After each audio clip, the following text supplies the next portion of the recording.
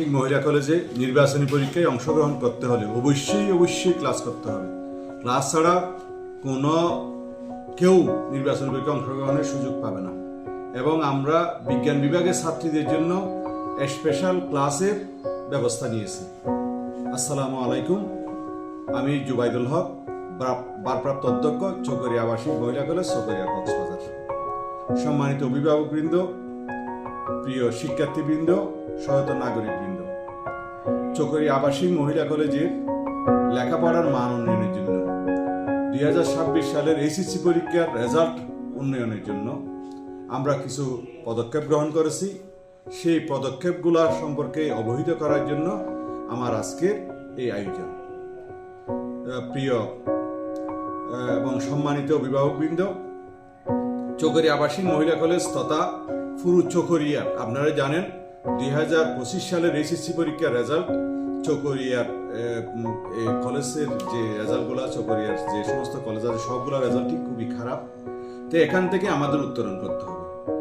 আমরা অতীতে লেখাপড়া না করেই যে কোনোভাবে পরীক্ষা দিয়েই আমরা পাস করতে পারছি, কিন্তু বর্তমান সরকার অথবা ভবিষ্যতে যারা আসবেন তারা আমাদের বাংলাদেশের শিক্ষার মানকে ধরে রাখার জন্য, শিক্ষার মানকে উন্নত করার জন্য আর অবৈধ কোনো সুযোগ সুবিধা দিচ্ছে না এবং সম্ভবত সামনেও দিবে না।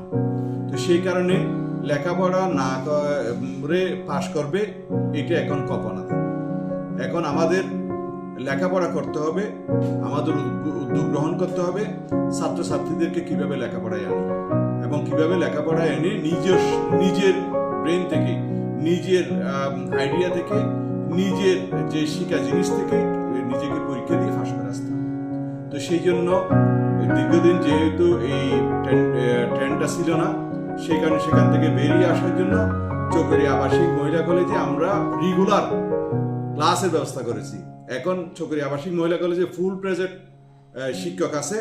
তো ফুল প্রেজেন্ট যেহেতু শিক্ষক আছে, সেহেতু শিক্ষকদের কোনো ঝামেলা নাই, ক্লাসেরও কোনো ঝামেলা। অর্থাৎ প্রত্যেকটা ক্লাস সকাল 9টা থেকে 2টা পর্যন্ত অনর্গল ক্লাস হয় এবং বিজ্ঞান বিভাগে প্রতিদিনই প্র্যাকটিক্যাল ক্লাস হয়। তাহলে এই সমস্ত সব কিছু দেওয়ার পরও যদি আমাদের পরীক্ষার যদি রেজাল্ট ভালো না হয় তাহলে তো আমাদের ভালো লাগবে না। কিন্তু আমরা এই আয়োজনটা, শিক্ষক আছে, ক্লাসের ব্যবস্থা আছে, নিয়মিত সমস্ত কিছু আছে, কিন্তু যাদের জন্য এই আয়োজন সেই ছাত্রী নেই, তাদের উপস্থিতি খুব কম। প্রত্যেকদিন আমরা বলি প্রত্যেকদিন ক্লাসে যাচ্ছি, প্রত্যেকদিন তাদেরকে টাকা দিচ্ছি, আবার যারা রেগুলার আসতেছে তাদের জন্য হাজিরা নিচ্ছি, ডিজিটাল হাজিরা নিচ্ছি, আবার টিচাররা নিজেরা হাজিরা নিচ্ছে, আবার আমি প্রত্যেক ক্লাসে একটা আলাদা খাতা নিয়ে আমি নিজে হাজিরা নিচ্ছি।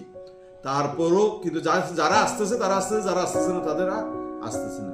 তা আমরা চকরিয়া আবাসিক মহিলা কলেজের সম্মানিত সভাপতি মহোদয়, উনি একজন শিক্ষানুরাগী ব্যক্তি এবং যেহেতু শিক্ষার সাথে উনি রিলেটেড, উনি এগুলো বুঝেন, সেখানে ওনার সাথেই পরামর্শ করে এবং গভর্নিং বডির অন্যান্য সদস্য সবাইয়ের সাথে পরামর্শ করে আমরা সিদ্ধান্ত নিয়েছি এই এখন থেকে আগামী টেস্ট পরীক্ষা পর্যন্ত যারা ক্লাসে অনুপস্থিত থাকবে 80%-এর নিচে যাদের উপস্থিতির হার, তাদেরকে আমরা টেস্ট পরীক্ষায় দিতে দেব না।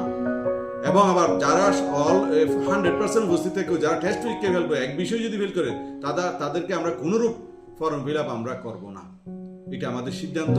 সেই সিদ্ধান্তটা আমরা ক্লাসে বলতেছি, তারপরে নোটিশ দিয়ে বলতেছি, বিভিন্ন জায়গায় বলতেছি, কেউ কারোর কথা শুনে না। সে কারণে আমি আজকে আপনাদের সবার স্বার্থে সবাইকে জানাই দিয়ে, কারণ এটা রেগুলার রেফারেন্স হিসেবে কিন্তু থাকবে, এই ভিডিও এটা রেফারেন্স হিসেবে থাকবে, আমরা তখন ওইটা দেখাই দিব। আপনারা যদি রেগুলার ক্লাসে না আসেন তাহলে আমরা আপনাদেরকে পরীক্ষা দিতে দেব না। এবং যারা বুট ফেরত, যারা বুট থেকে পরীক্ষা দিয়ে আসছে, পরীক্ষার রেজাল্ট হয়েছে পুরো 1 মাস হয়ে গেছে, এখনো মাঝে আজকেও একটা মেয়ে এসে বলছে যারা আমরা ফেল করছি আমরা কি করবো।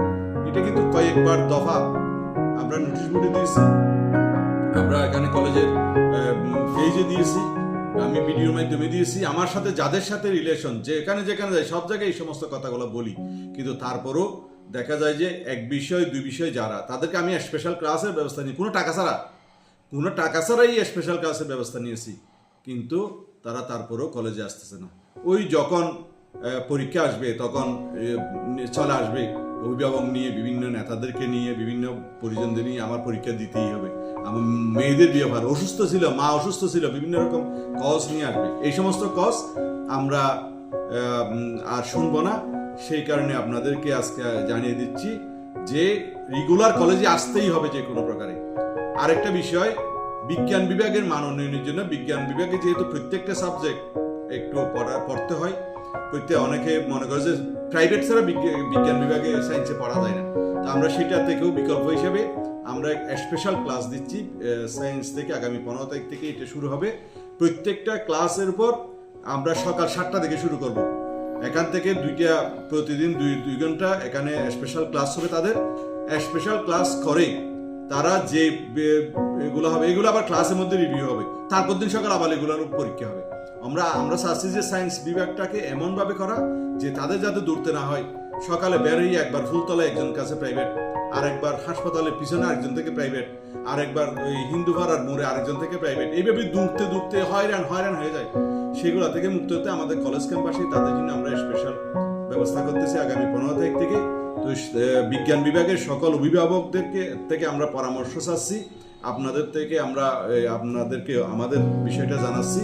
আপনারা আপনাদের সন্তানদেরকে, ছাত্রীদেরকে যেহেতু আমাদের বিশ্বাস করে কলেজে ভর্তি করেছেন, আপনাদের রেজাল্টও যাতে পান, যে আপনারা যে উদ্দেশ্যে কলেজে ভর্তি করেছেন সেই উদ্দেশ্য যাতে হাসিল হয়, সেটার জন্য আমাদের স্পেশাল ক্লাসে আপনারা সাপোর্ট দিন।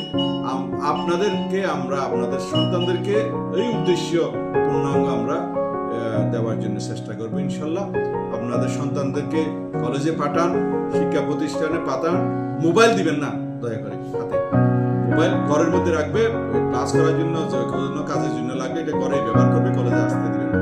তো যাই হোক, সবাইকে আমি ধন্যবাদ জানাচ্ছি যারা সহযোগিতা করতেছেন। যে সমস্ত শিক্ষার্থী প্রত্যেকদিন কলেজে আসতেছে তোমাদেরকে আমি ধন্যবাদ জানাচ্ছি এবং অভিভাবকদেরকে কৃতজ্ঞতা জানাচ্ছি। এবং ভবিষ্যতে যাতে সবাই যাতে আসেন এই কামনা করে আমি আজকের বক্তব্য এখানে শেষ করছি। আসসালামু আলাইকুম ওয়া রাহমাতুল্লাহ।